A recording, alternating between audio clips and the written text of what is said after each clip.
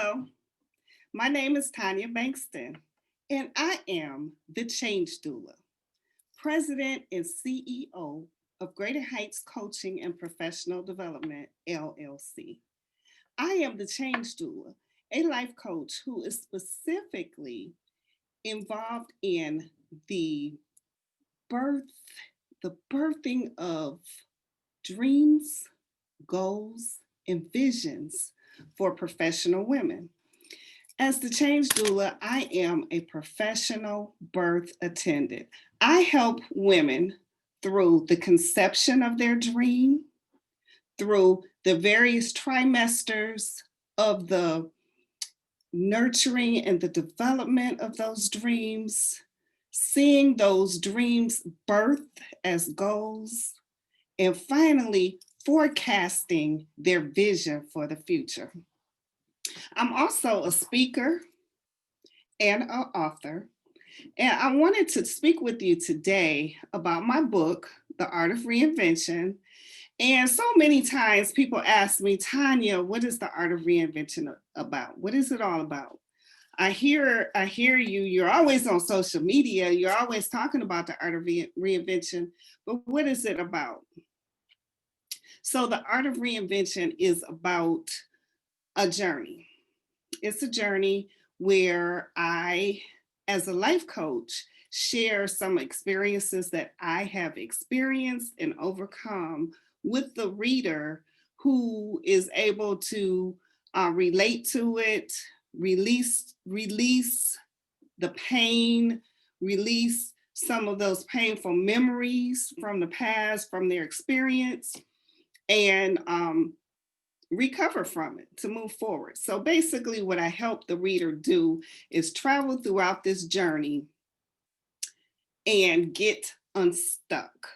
Basically, that's the bottom line. And I do it in a way that's not threatening. I do it in a way that I'm expressing the details of my life and how I experienced it to set a tone, that, yes, I've been through it.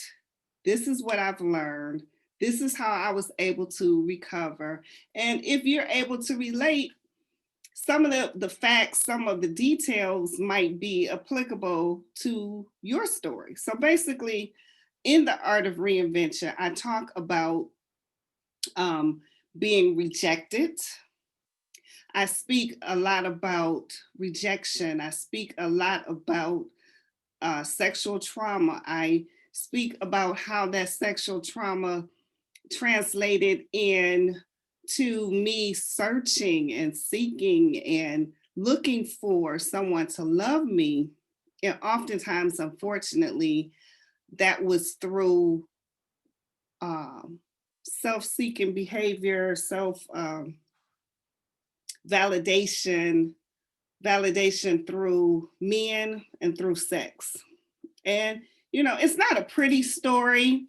It's not a pretty story. It's not nice and cute and fit in this nice little box. And that's not my story.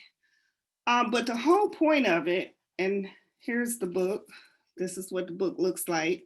The whole point of it is to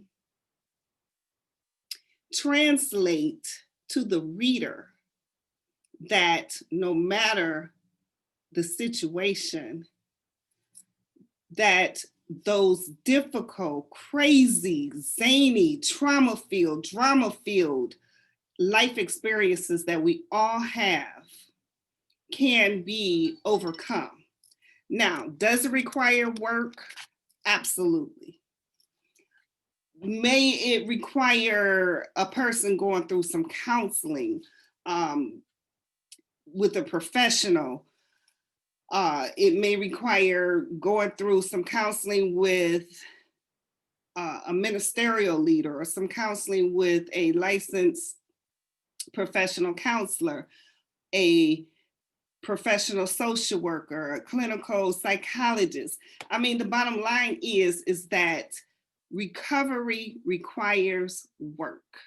It's no simple as I let's see if I have it. I normally have a magic wand, and you can see it. I have a magic wand, and I use this just as an illustration with my clients that, you know, taking the magic wand and going poof, poof, poof, poof doesn't change anything. I mean, I just did it. There was no smoke. You know, I didn't have a rabbit appear out of thin air or some kind of magical hocus pocus mumbo jumbo, none of that. I just did like this and waved a magic wand, right? And if you expect that, then I'm sorry, you are sadly mistaken. The bottom line is reinvention is work. It's work. It's intentional, it's deliberate, it's strategic. It is the decision to make a change. It's the decision to say, you know what, I've gone through this long enough. I have done circles and circles and circles and circles, and yet I still find myself back here in this situation, and nothing's changed. Maybe some of the players have changed, but the game is still the same. And you know what? I'm tired of this game, right? I'm tired of this game. I want to see some different results. So since I want to see some different results, I know that I have to be strategic and intentional and determined to do something different. I need a mindset reset, right? A mindset reset. And that's what the Art of Reinvention is all about. It's about helping the reader take various mindset resets. And that's a part of my brand. You can see I have my t-shirt on, and I don't want to sound salesy, but if I do, it's okay. Just click off. That's it. This right here is part of my brand. It's a t-shirt. It's I'm under reconstruction. And look, how cool is that? I made my lipstick match. Okay. Anyway, I got distracted. I didn't even realize that. But I'm under reconstruction. And so in reconstruction, the art of reinvention, I'm talking about taking those zany, crazy, outside of the box life experiences that are not neat and cute and perfect and just fit all, you know, I'm talking about the stuff, basically, the stuff that sometimes people don't recover from. I'm just going to be perfectly honest, and I'm going to put it out there. Sometimes people don't recover from it. So I wanted to just like talk about some of the chapters in here. And one of the chapters that's on my heart is the chapter that's talking about poverty. Poverty. Being poor. I grew up poor, and this particular chapter is called V2127690A. I'm going to say that again. V2127690A. One more time. V2127690A. The reason why I can just repeat that over and over and over and over again is because when I was on welfare, that was my case number. That was the case number that all of my correspondence with my caseworker, I had to make sure I fixed that case number on every piece of correspondence, anytime I had any type of discussion, et cetera, et cetera. And trust and believe, for me, there was a lot of correspondence. For one, because I was a single mom and I worked. I worked sometimes 2-3 jobs to support my 2 children. And I got caught up in this battle, this fight to get child support, assistance with child support while I went back to school and I worked. I was working a dead-end job. Okay, maybe I'll say it different. I was working a job that had no room for growth, that if I had not made some deliberate and strategic changes, I'd probably still be there now. I don't know. I'm gonna have to research that because I know one of those jobs I was working, if I had not been deliberate and strategic, they went out of business. So yeah, I'm gonna have to research that. But the point is, my whole point is that reinvention is something that requires work. It's no overnight success. It's no magic. I cannot even illustrate that enough. That is work. It required me to go back to school.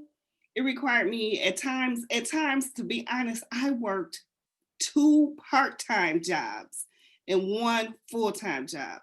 And now looking back, it was the grace of God that got me through, because where I am right now, I don't even have the energy to do it, to do those same things. Now, I may have on a good day, a really, really good day, I may have the strength. I may have the I might make the conscious effort and decision, but truthfully, I don't know if I could work a full-time job and 2 part-time jobs. Not at my age. I don't want to do it anymore. I don't want to do that.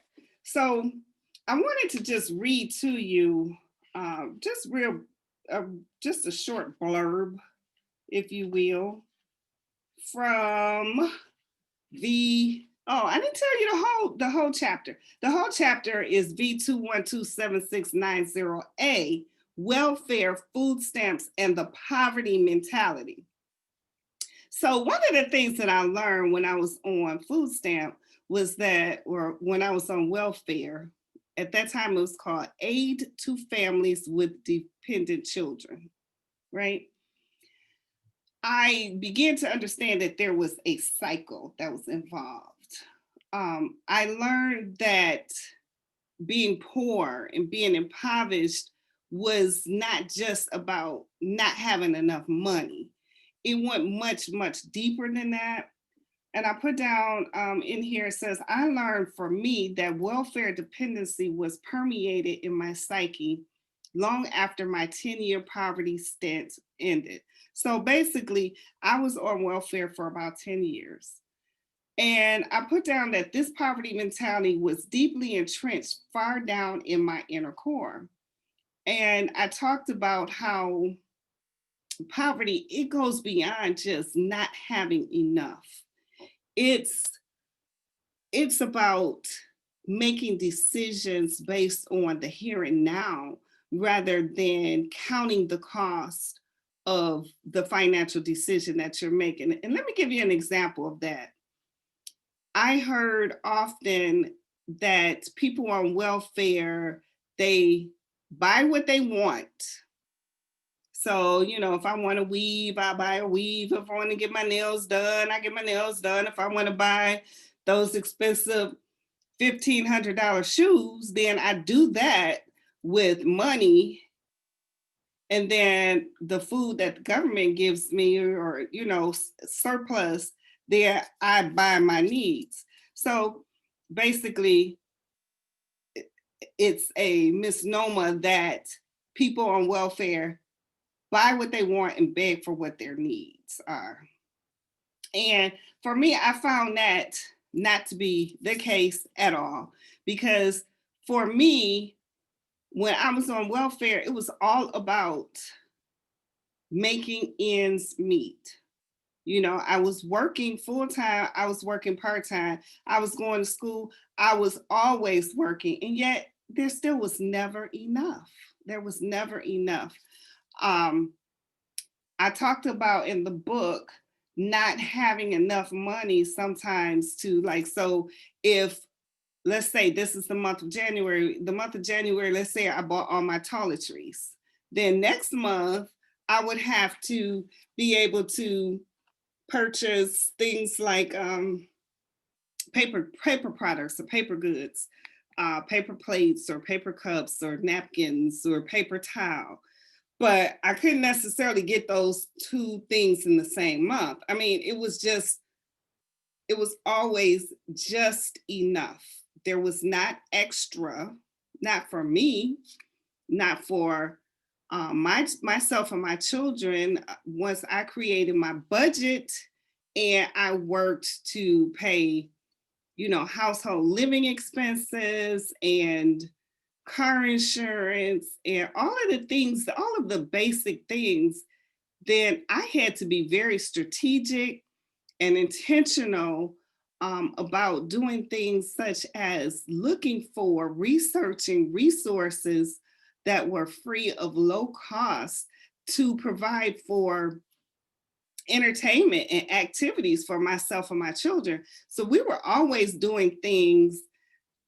If the city, like say, for example, the Children's Museum, we hung out at the Children's Museum a lot. We hung out at the library awful lot.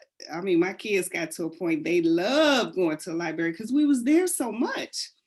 But they didn't know that, hey, we're poor and mom is, being resourceful to find ways to divert some of that energy that they had and some of their their attention to things that were going to be conducive to them getting a proper education, or even me supplementing education, right?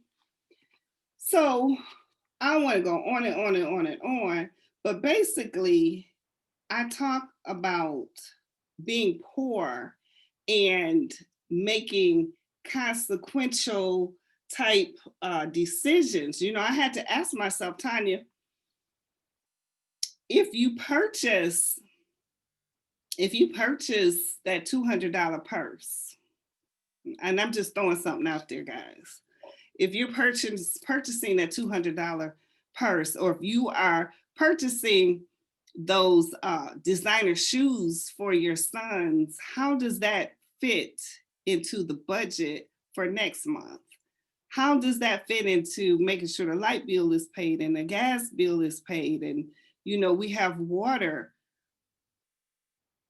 How does that fit? What if I make this purchase, how does it affect other areas of my life? And then still, prepare for emergency.